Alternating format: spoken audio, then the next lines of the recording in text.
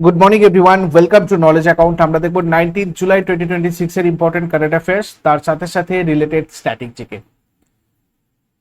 আজকের প্রথম প্রশ্ন, ভারতের প্রথম হাইড্রোজেন ট্রেনটি হরিয়ানার কোন দুটো স্টেশনের মধ্যে চলাচল করবে? জিন্দ থেকে শরীপত পর্যন্ত চলবে ভারতের প্রথম হাইড্রোজেন ট্রেন। 2026 সালের 17 জুলাই প্রধানমন্ত্রী নরেন্দ্র মোদী হরিয়ানার জিন্দ থেকে এর উদ্বোধন করেন। হরিয়ানার জিন্দ থেকে শোনিপত মাঝে 12টা স্টেশন থামবে। টোটাল 89 কিলোমিটার পথ এটা ভ্রমণ করবে। মেক ইন ইন্ডিয়া উদ্যোগের আওতায় চেন্নাইয়ের ইন্টিগ্রাল কোচ ফ্যাক্টরি এটা তৈরি করেছে। 10টা কোচের এই ট্রেনটা সর্বোচ্চ 75 কিলোমিটার গতিতে একসাথে 2600 জন যাত্রী নিয়ে চলতে পারে। এতে হাইড্রোজেন ফুয়েল সেল ব্যবহার করা হয়েছে, যেটা রাসায়নিক শক্তিকে সরাসরি বিদ্যুৎ শক্তিতে রূপান্তর করে। এই ট্রেনে কোনো ক্ষতিকারক কার্বন নির্গমন হয় না, উপজাত হিসাবে শুধু জলীয় বাষ্প বের হয়। জার্মানি, জাপান, চীন, আমেরিকার পর ভারতও নিজস্ব হাইড্রোজেন ট্রেনটার এলিট ক্লাবে যোগ দিল এটা নিয়ে। এরপরে 2026 সালে মার্চ মাসে ভারতীয় নৌবাহিনীকে হস্তান্তর করা আইএনএস মালভান মূলত কোন শ্রেণীর দ্বিতীয় অ্যান্টি সাবমেরিন যুদ্ধ জাহাজ? এটা মাহে শ্রেণীর। দেখো, তলোয়ার শ্রেণীর যেগুলো, এগুলো হচ্ছে স্টিলথ গাইডেড মিসাইল ফ্রিগেট। শিবালিক শ্রেণী যেটা স্টিলথ মাল্টি রোল ফ্রিগেট। আর কারমাতো শ্রেণী এটা ভারতের প্রজেক্ট 28 এর অধীনে নির্মিত অত্যন্ত উন্নত আর বৃহৎ একটা অ্যান্টি সাবমেরিন করভেট, যেটাকে ASW করভেট বলা হয়। যাই হোক, আইএনএস মালবান ভারতীয় নৌবাহিনীর জন্য তৈরি মাহে শ্রেণীর দ্বিতীয় সাবমেরিন বিরোধী যুদ্ধ জাহাজ বা anti submarine warfare shallow watercraft. এটা প্রস্তুত করেছে Cochin public sector shipyard, Cochin shipyard limited. 2026-এর 31শে মার্চ নৌবাহিনীকে হস্তান্তর বা ডেলিভারি করা হয় এটা। আইএনএস মালওয়ান ভারতীয় নৌবাহিনীতে পুরনো হয়ে যাওয়া অভয় শ্রেণী করভেট যুদ্ধ জাহাজগুলো স্থলাভিষিক্ত বা প্রতিস্থাপন হিসাবে কাজ করবে। অগভীর উপকূলীয় অঞ্চল এবং লিটোরাল বা উপকূলবর্তী জোনে সাবমেরিন খোঁজা আর ধ্বংস করার জন্য এই শ্রেণীর জাহাজ ব্যবহার করা হয়। 2026 সালের 17 জুলাই ভারতের ড্রাগ রেগুলেটর CDSCO প্রাপ্তবয়স্কদের লিভারের রোগ ম্যাশ এর চিকিৎসার জন্য নোভা নর্ডিক্সের কোন ইনজেকশনটা নতুন ব্যবহারের অনুমোদন দিয়েছে? Wegovy semaglutide.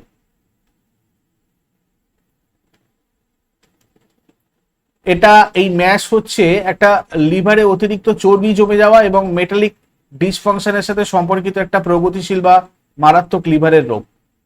এই ওষুধটা মাঝারি থেকে উন্নত লিভার ফাইব্রোসিস যুক্ত রোগীদের ক্ষেত্রে কম ক্যালোরির খাবার বা শারীরিক কসরতের পাশাপাশি ব্যবহারের অনুমোদন দেওয়া হয়েছে।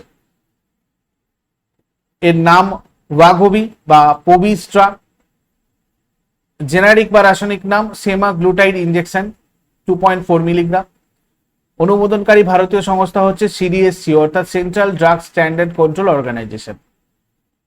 17 জুলাই 2026-এ ম্যাশ বা লিভারের মানে রোগ এটা এটা অনুমোদন করা হয়েছে। ঠিক আছে, এটা মানে 17 জুলাই 2026-এ অনুমোদন করা হয়েছে। আর এটা হচ্ছে GLP-1 রিসেপ্টর অ্যাগনিস্ট ওষুধ, এই টাইপের ওষুধ এটা।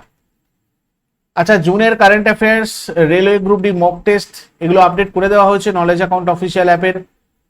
এটা ইবুক সেকশনে, আর এটা হচ্ছে তোমার টেস্ট সিরিজ অপশনে। তোমরা এখান থেকে গিয়ে মক টেস্টগুলো দাও, এখানে তোমাদের সমাধান আর ব্যাখ্যা দুটোই করা আছে। পুরো ফুল লেন্থ সেট 15টা। বাকি অন্যান্য ব্যাচও অ্যাভেলেবেল রয়েছে নলেজ অ্যাকাউন্ট অফিসিয়াল অ্যাপে, তোমরা চাইলে এগুলোতেও যুক্ত হতে পারো।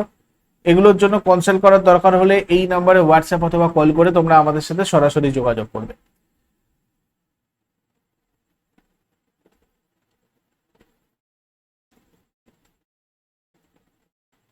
ভারতীয় নৌবাহিনীর সামুদ্রিক সক্ষমতা বৃদ্ধিতে MH-60R শিহক হেলিকপ্টারটা মূলত আমেরিকার কোন বিখ্যাত হেলিকপ্টার পরিবারের একটা নেভাল ভেরিয়েন্ট বা নৌ সংস্করণ?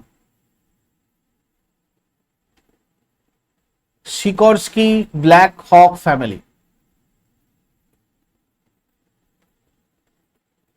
দেখো, এটা প্রস্তুত করেছে লকহিড মার্টিন, মার্কিন যুক্তরাষ্ট্রের একটা কোম্পানি, একটা সংস্থা। 24টা টোটাল পড়েছে 2026 সালের জুলাই পর্যন্ত, 21টা ভারতে এসেছে। INAS-334, INSS গরুর, এই স্কোয়াড্রন তোমার এগুলো হচ্ছে অন্তর্ভুক্ত স্কোয়াড্রনের স্থান। মূল চুক্তি এবং মূল্য 2020-তে যেটা হয়েছে $2.6 বিলিয়ন মার্কিন ডলার যুক্তরাষ্ট্রের FMS রুডের মাধ্যমে, আর প্রায় 7,995 কোটি টাকা রক্ষণাবেক্ষণ প্যাকেজ 2025 এটা বলা হচ্ছে। এরপরে বিজ্ঞানীরা পৃথিবী থেকে 63 আলোকবর্ষ দূরে অবস্থিত কোন তরুণ নক্ষত্র মণ্ডলে বিটা পিক্টোরিস ডি নামক একটি নতুন বৃহৎ বহির্গ্রহ বা এক্সোপ্ল্যানেট আবিষ্কারের ঘোষণা দিয়েছেন? বিটা পিক্টোরিস।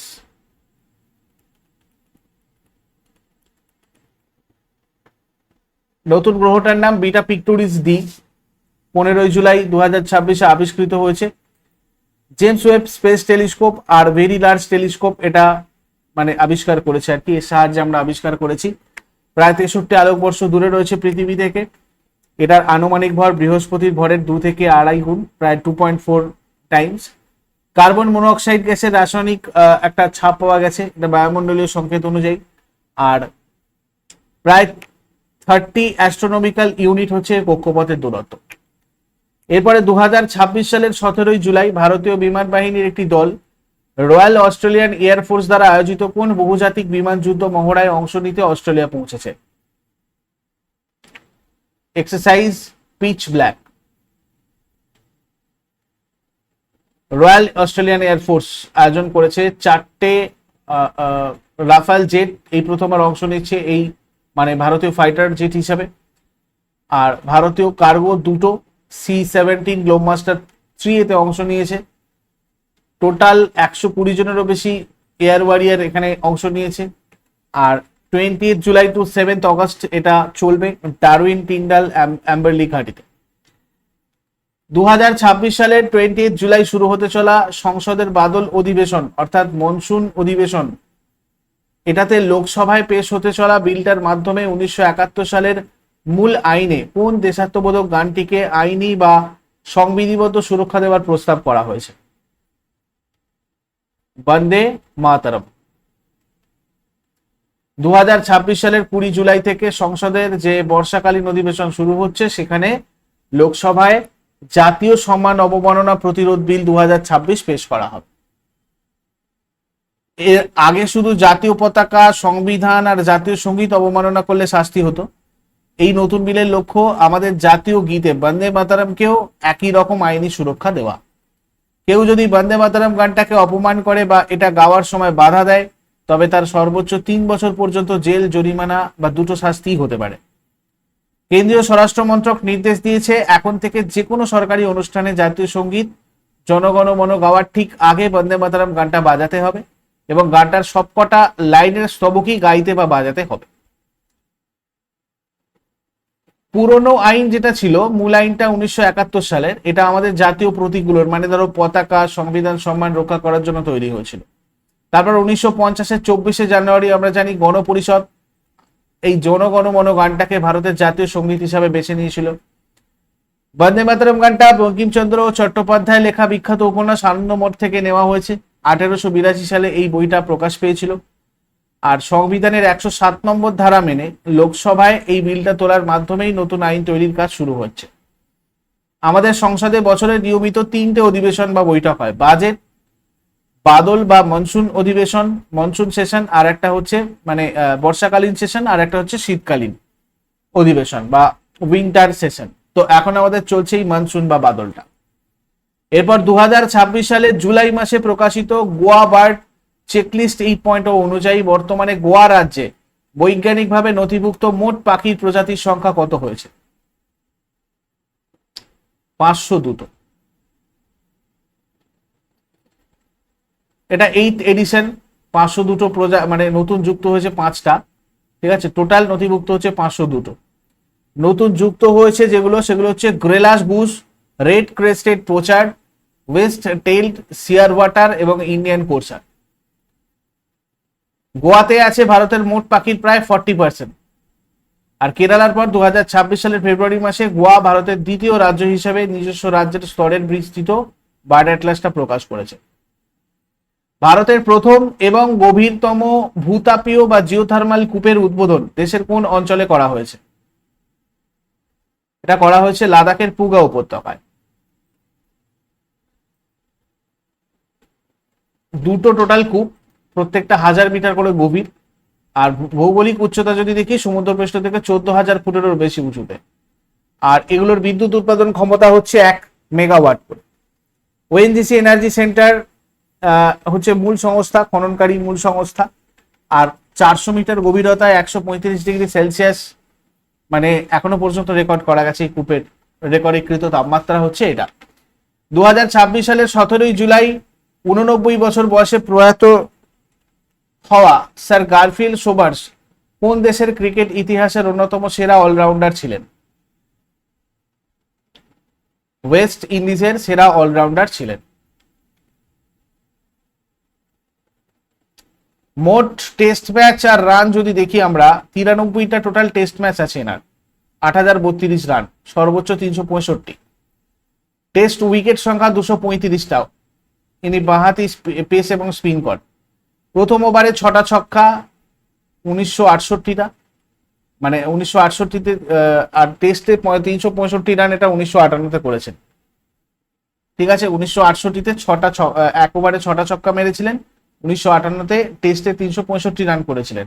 আর 1965 থেকে 1972 পর্যন্ত তিনি ওয়েস্ট ইন্ডিজ দলের সফল অধিনায়ক হিসেবে দায়িত্ব পালন করেছিলেন। তিনি নাইটহুড পেয়েছিলেন 1975-এ, আইসিসি হল অফ ফেমেও অন্তর্ভুক্ত হয়েছিলেন 2009-তে। ঠিক আছে, আচ্ছা এরপর আগের দিনের হোমওয়ার্কগুলো মিলিয়ে নাও। 1930 সালের 12ই মার্চ মহাত্মা গান্ধী যখন ডান্ডি মার্চ শুরু করেছিলেন তখন ভারতের ভাইসরয় ছিলেন লর্ড আরউইন।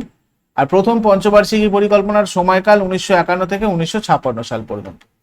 আর আজকে তোমাদের জন্য প্রশ্ন থাকবে, ব্লাড ব্যাংকে রক্ততঞ্চন রোধক হিসেবে সবচেয়ে বেশি ব্যবহৃত হয় কি?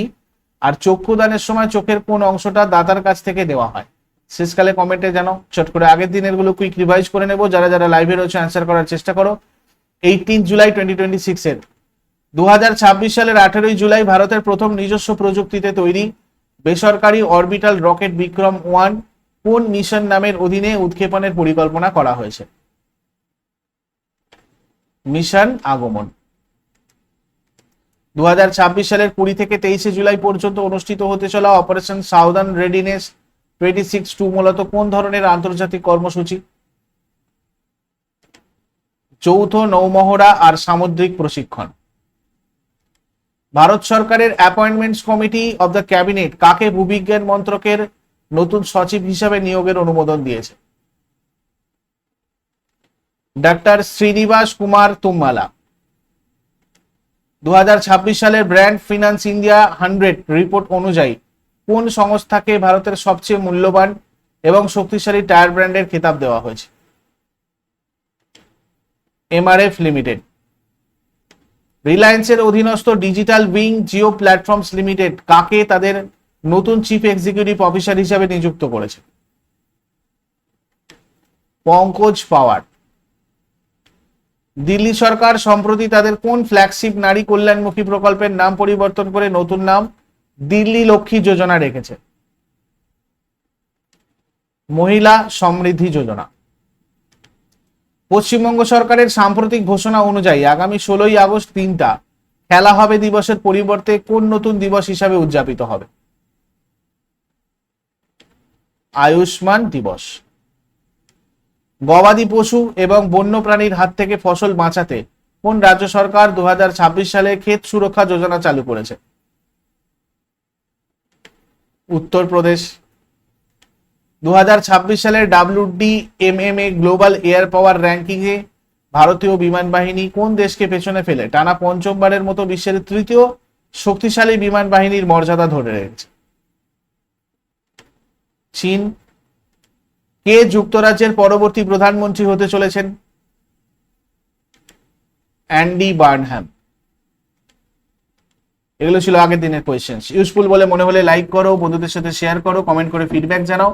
আর প্রতিদিন সকাল 6টার সময় ডেলি কারেন্ট অ্যাফেয়ার্স এর আপডেটের জন্য নলেজ অ্যাকাউন্টকে সাবস্ক্রাইব করে বেল আইকন প্রেস করে অলে ক্লিক করে রাখুন। Thank you so much, take care, have a great day.